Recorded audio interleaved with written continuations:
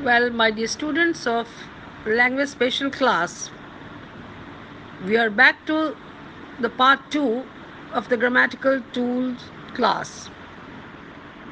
Remember, yesterday we had discussed up to modal verbs, and I had said that in this quick revision we will be revising 50 such tools. So 26 we had finished. Now let's first slowly move to the remaining 24 tools. So we start with the noun. A word that refers to a person, place, thing, quality, etc. A proper noun is the name of a particular person, place, or thing. Example: John, Rakesh, Berlin, Sydney, Hyderabad, Opera House, etc. Do I need to repeat the noun one more time? Okay, let's do it. A word that refers to a person, place, thing, quality, etc. A proper noun is the name of a particular person, place, or thing. Example: are John, Rakesh, Berlin, Sydney, Opera House, etc. Now we come to the noun phrase. A group of words where the main word is a noun. Example: I have been talking to the woman across the road. We spoke to several small children. Now, when I said I have been talking to the woman across the road, now the woman across the road is the noun phrase. Now, the second sentence, we spoke to several small children. Now, several small children is the noun phrase. A phrase means the noun constitutes of many words. A woman across the road, several small children. Now we come to the object.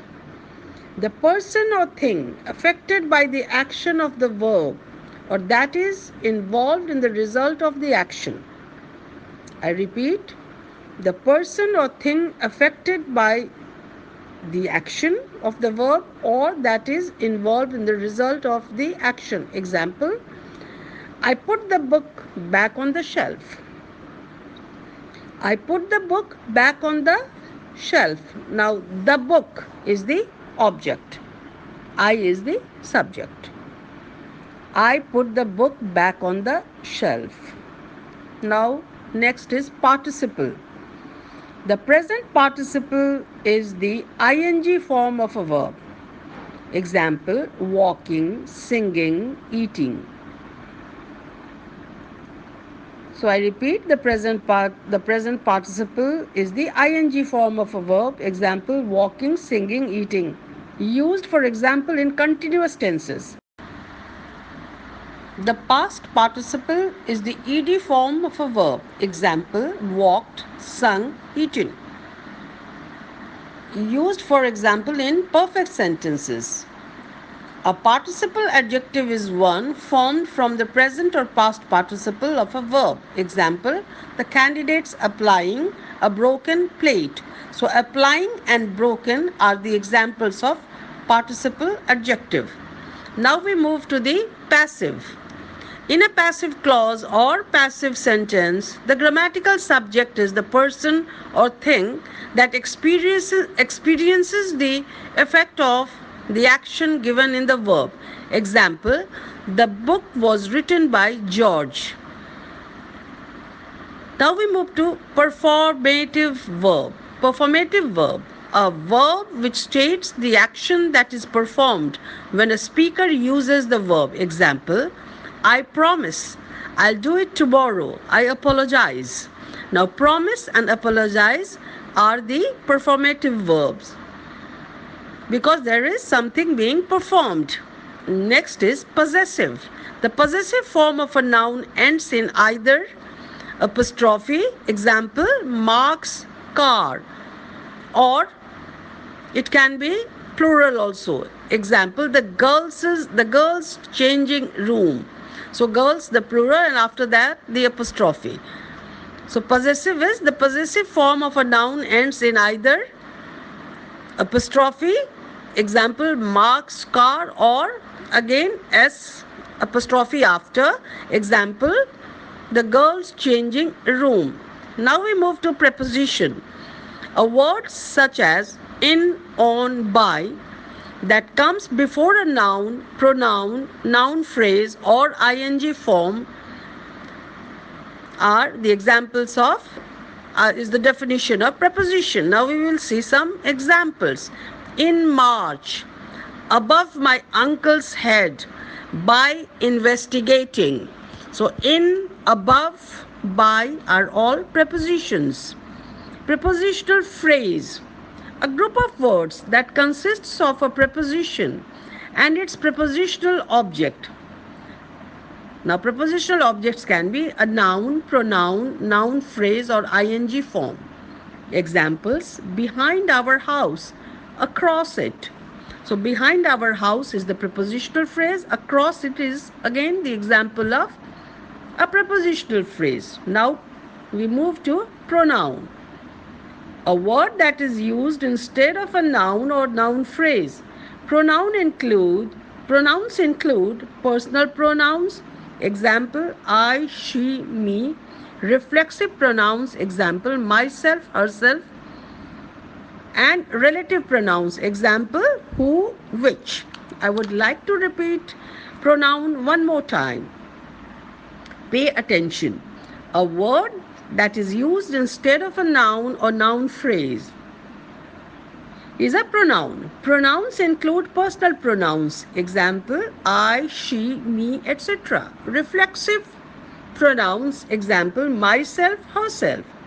And relative pronouns are the examples who, which. Now we move to quantifier. A word or phrase that goes before a noun or noun phrase to talk about the quantity of something. A word or phrase that goes before a noun or noun phrase to talk about the quantity of something. Example, a little water. Many of the women in the room. Little and many of are the examples of quantifier. After quantifier, a relative clause. A kind of subordinate clause that describes a noun that comes before it in a main clause. So a relative clause is a kind of subordinate clause that describes a noun that comes before it in a main clause. A defining relative clause says which person or thing is being talked about. Example, a friend who lives in London is getting married. Now, who lives in London is the example of relative clause. A non-defining relative clause. A non-defining relative clause gives more information about the noun. Example, my bicycle, which I have left outside your house, is over 20 years old. Look at the example. My bicycle, which I have left outside your house, is over 20 years old. Now, this non-defining relative clause gives more information about the noun. The bicycle, and what extra information we get about the bicycle? Which I have left outside your house. So this is the extra information about the bicycle. So it is the non-defining relative clause. Now we move to relative pronoun. A pronoun such as who, which, or that, which is used at the beginning of a relative clause, is a relative pronoun.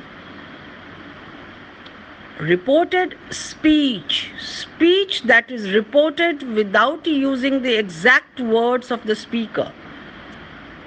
Reported speech is speech that is reported without using the extra words of the speaker, sometimes called indirect speech. Reported speech means the speaker's speech which are being reported. Reporting clause and reported clause. Reporting clause and reported clause. A statement that reports that people think or say is often divided into a reporting clause and a reported clause. Example, she said is the reporting clause. That the building was unsafe, reported clause. She said is the reporting clause. That the building was unsafe, reported clause. So reporting clause and reported clause. Next is simple sentence. It's very simple. A sentence consisting of one clause. I have a book. This is a simple sentence. State verb. A verb that is used to describe a state. Example, believe, think, rather than an action. So, believe and think usually do not claim to doing any action. It is to describe a state. Subject. The person or thing that the person or thing that does the action of the verb. Example, Radha went home. The person or thing that does the action of the verb. Radha went home. So Radha is the one who does the action. Subjunctive. Pay attention. The subjunctive is a set of verb forms used mainly in rather formal English to talk about possibilities rather than facts. The subjunctive is a set of verb forms used mainly in rather formal English to talk about possibilities rather than facts. Example, we recommend that he be given the job. If I were you, I would go home now. We recommend that he be given the job. Now, be given is the example of subjunctive. If I were you. Now, were here is the example of subjunctive. Transitive verb, a verb that takes an object. Example, she was holding a bunch of flowers. So, she was holding a bunch of flowers. So, here holding takes the object bunch of flowers. 2-word verbs and 3-word verbs. Verbs that are commonly used with a particular particle, adverb or preposition are referred to here as 2-word verbs. Example, she looked after her elderly parents. So, 2 words make the verb. So, 2-word verbs and 3-word verbs. Here, this is the example of 2-word verbs. She looked after her elderly parents. Verbs that are commonly used with 2 particular particles, adverb plus preposition, are referred to here as 3-word verbs. Example, he looked up to his older brothers. Looked up to. 3 words. So this is the example of 3-word verbs. These are sometimes called prepositional verbs and phrasal verbs also. So 2-word verbs and 3-word verbs are known as prepositional verbs and phrasal verbs. WH words, a group of words that are used in WH questions. Who, where, when, how, etc. A group of words that are used in WH questions. Who, where, when, how. Next is WH questions. A question that begins with WH words. Where are you going? Yes, no questions. A question that can be answered with yes or no. Do you like coffee? Now this question can be answered either yes or no. So yes, no question. Now with this we have completed all the 50 grammatical tools. Now, my dear students of language special class, you need to sharpen these 50 tools. In my yesterday's class, I gave you 26 tools, and today we have discussed 24 tools. and you need to revise them again and again to improve your grammar. I would like to repeat all the 24 tools again for your again I'm repeating all the 24 tools which we have discussed today for you so that you can put them together. Noun phrase, object, participle, passive, performative verb, possessive, preposition, prepositional phrase, pronoun, quantifier, relative clause, relative pronoun, reported speech, reporting clause and reported clause, simple sentence, state verb, subject, subjunctive, transitive verb, two-word verbs and three-word verbs, WH words, WH question, yes no question. So, toward the end, I will again ask you that this language special class basically is meant to improve your language, to improve your skills of reading, writing, listening, speaking, which you have learnt as LSRW skills. Listening, speaking, reading, writing. In order to improve your writing and speaking, your grammar has to be very sound. And if you revise these 50 tools and try to add more and more examples to these tools, you will see that your vocabulary, your spoken English, and your written English will remarkably improve. Thank you very much. Best of luck.